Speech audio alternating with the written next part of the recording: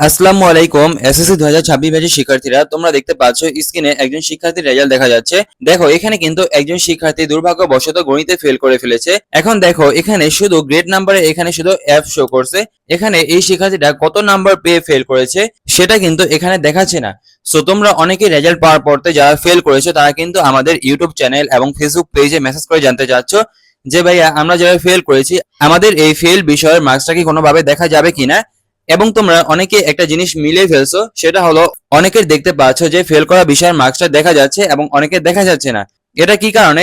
এটা হলো আমাদের যে 9টা শিক্ষা বোর্ড আছে, 9টা শিক্ষা বোর্ডের ভিতরে কিছু কিছু শিক্ষা বোর্ড ফেল করা বিষয়ের নম্বরটা দেখায়।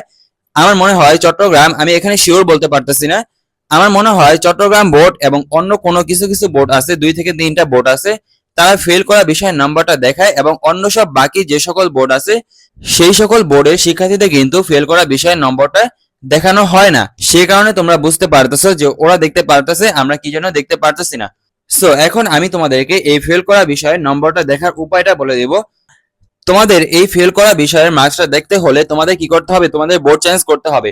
যদি বোর্ড চেঞ্জ করে তুমি পাস করতে পারো তাহলে কিন্তু তুমি তোমার ফেল করা বিষয়ের নম্বরটা দেখতে পারবে। যদি তুমি বোর্ড চেঞ্জ করে পাস করতে পারো তখন কিন্তু তোমার সামনে তোমার এই যেরকম ভাবে তোমার মার্কসটা সহ গ্রেডটা চলে আসবে।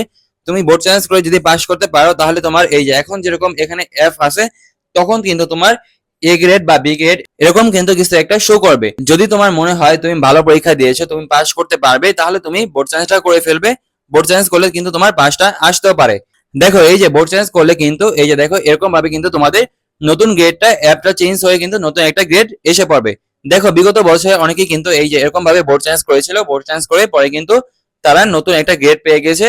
এবং তোমরা স্ক্রিনে তো দেখতেই পাচ্ছ যে বোর্ড চেঞ্জ করে কত স্টুডেন্ট কিন্তু ফেল থেকে পাস করেছে। এই যে এখানে দেখতে পাচ্ছ এই স্টুডেন্টটা কিন্তু প্রথমে কিন্তু ফেল করেছিল, পরে কিন্তু ডি গ্রেড পেয়েছে।